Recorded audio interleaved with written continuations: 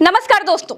Israel अब तीन तरफ से फंस गया है। एक तरफ गाजा के छोर से हमास हमला बोल रहा है, दूसरी तरफ लेबनान से हिजबुल्लाह ने इजराइल पर गोले दागे हैं, तीसरी तरफ इजराइल ने सीरिया के एयरपोर्ट्स पर मिसाइल दागकर एक दुश्मन और बना लिया है। दोस्तों, आज की मौजूदा स्थिति में इजराइल तीन देशों से युद्ध लड़ रहा है। पहला फिलिस्तीन, दूसरा लेबनान और तीसरा सीरिया। अब बीच लड़ाई में भारत ने भी फिलिस्तीन का समर्थन कर दिया है। किसी भी समय युद्ध में अब ईरान की एंट्री हो सकती है, और अगर ईरान की एंट्री हो गई तो फिर ना चाहते हुए भी अपनी रक्षा के लिए जॉर्डन, टर्की और इजिप्ट को भी इसमें कूदना पड़ेगा। और खाड़ी देश जब इजराइल के खिलाफ एक हो जाएंगे तो इजराइल में हवा भरने वाले अमेरिका और उसके मित्र देशों को इजराइल के समर्थन में खड़ा होना पड़ेगा। और जब विश्व मित्र और शत्रु देशों में बढ़ जाएगा तब जो युद्ध होगा वो विश्व युद्ध कहलाएगा और दुनिया इसे तीसरे विश्व युद्ध के नाम से जानेगी। दोस्तों, जो लोग ये कहते हैं कि इजराइल बड़ा दूध का धुला है, तो ऐसा नहीं है। इजराइल की नीति हमेशा से विस्तारवादी रही है। पहले भड़काओ, उकसाओ, फिलिस्तीनियों को डराओ, धमकाओ, उसके बाद अगर फिलिस्तीनी रिएक्ट करें तो फिर हमला बोल करके उनसे उनकी जमीन हड़प जाओ। शुरू से लेकर के अब तक का आप इतिहास अगर पढ़ेंगे, देखेंगे तो आपको बिल्कुल यही वाला पैटर्न मिलेगा। दोस्तों, अब सीरिया को ही आप ले लीजिए। सीरिया तो इजराइल के खिलाफ युद्ध लड़ नहीं रहा था, लेकिन इजराइल ने क्या किया? इजराइल ने सीरिया के 2 एयरपोर्ट्स पर रॉकेट दागकर उनको तहस नहस कर दिया। अगर विश्व बिरादरी इजराइल से ये पूछे कि ये करने का हक इजराइल को किसने दिया? अमेरिका से खैरात में अगर हथियार मिल रहे हैं तो क्या जिधर मुंह करोगे, जिधर मुंह घुमा लोगे, उधर रॉकेट मार दोगे? ऐसा है क्या? इजराइल की लड़ाई तो हमास से थी, लेकिन हमला सीरिया पर कर दिया।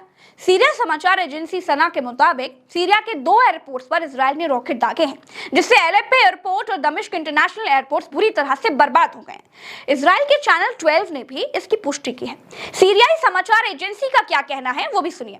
इजराइल गाजा के निर्दोषों के ऊपर मिसाइलें बरसा रहा है, आम लोगों को मार रहा है, अपने पाप छुपाने के लिए, गाजा की तरफ से दुनिया का ध्यान हटाने के लिए और फिलिस्तीन के हाथों होने वाले भारी नुकसान को छिपाने के लिए सीरिया पर हमला एक हताश प्रयास है। हालांकि इसका जवाब भी इजराइल को मिलेगा। दोस्तों, इसी बीच भारत ने भी फिलिस्तीन को लेकर के अपना स्टैंड बिल्कुल क्लियर कर दिया है। भारत के विदेश मंत्रालय ने कहा है कि भारत का स्टैंड बिल्कुल क्लियर है कि वो किसी तरह की आतंकवाद का समर्थन नहीं करेगा। भारत आजाद फिलिस्तीन की मांग के साथ है। भारत के विदेश मंत्रालय ने जो कहा है वो आपको सुनना चाहिए। इस संबंध में हमारी नीति लंबे वक्त से एक ही रही है। भारत ने हमेशा अंतर्राष्ट्रीय मान्यता प्राप्त सीमाओं के तहत इजराइल के साथ एक आजाद, संप्रभु और व्यवहार्य फिलिस्तीन राज्य की स्थापना की वकालत की है। यानी भारत इजराइल की विस्तारवादी नीति का विरोध करता है। भारत का स्टैंड बिल्कुल साफ है कि फिलिस्तीन को जो असली फिलिस्तीन बंटवारे के बाद मिला था उसे वो मिल जाना चाहिए। इजराइल को फिलिस्तीन की कब्जा की गई जमीन को छोड़ देना चाहिए। इजराइल और फिलिस्तीन के बीच आज युद्ध का 7वां दिन था और इन 7 दिनों में इजराइल के अखबार भी कैसे इजराइल के खिलाफ हो गए हैं, आपको वो भी देखना चाहिए। एक इजरायली अखबार हारेट्स है, ये हमास और इजराइल वॉर को लेकर नेतन्याहू को जिम्मेदार बताते हुए क्या लिखता है, जरा देखिए। Netanyahu must go now, not after the Gaza war. 9 अक्टूबर को एलोन पिंकर्स ने क्या लिखा वो सुनिए। इजराइल के प्रधानमंत्री बेंजामिन नेतन्याहू को इसी वक्त पद से हटा देना चाहिए। इसके लिए युद्ध, करप्शन ट्रायल या चुनाव का इंतजार करने की जरूरत नहीं है। इस आशंका को लेकर पर्याप्त सबूत हैं कि हमास के खिलाफ युद्ध में उनके फैसले व्यक्तिगत, कानूनी और शुद्ध राजनीतिक विचारों से प्रेरित होंगे। लेबनान से लेकर चीन तक के मामलों में वो बिल्कुल बुरे प्रधानमंत्री साबित हुए।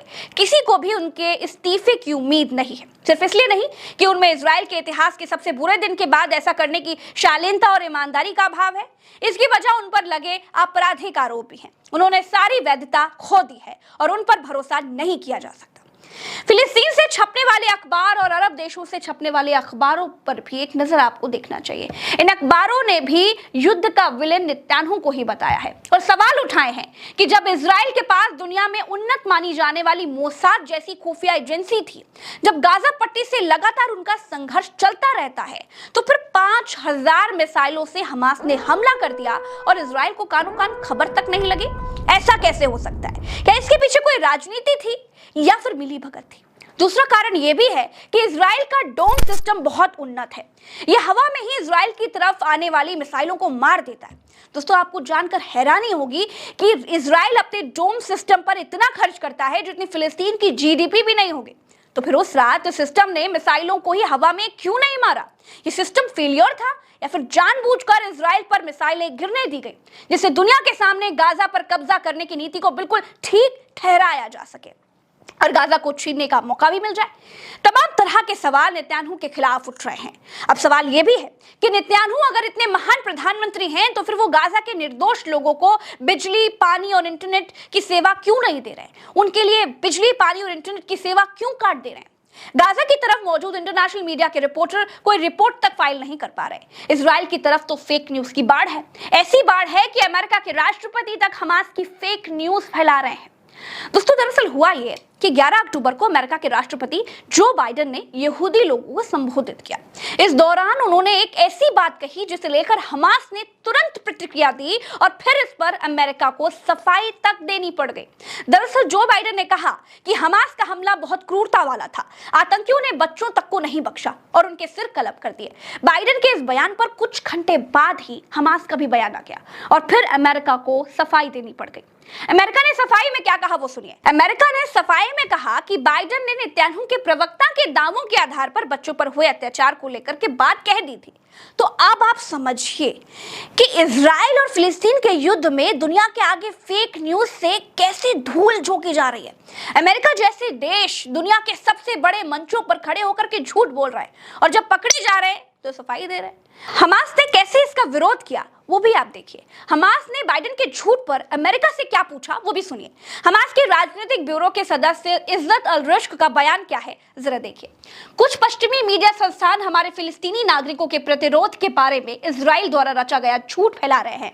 उन्होंने हमास को बदनाम करने के लिए बिना किसी सबूत पेश किए यह दावा कर दिया कि फिलिस्तीनी लोगों ने बच्चों के सिर काट दिए और महिलाओं पर भी हमला किया। हमास ऐसे निराधार आरोपों की मजबूती से निंदा करता है। दोस्तों, अमेरिका इजराइल के फेक वीडियो पर प्रेस कॉन्फ्रेंस कर देता है, लेकिन इजराइल गाजा के ऊपर प्रतिबंधित दम घोटू वाइस फॉस्फोरस बम का इस्तेमाल कर रहा है। इसकी पुष्टि ह्यूमन राइट वॉच ने भी की है।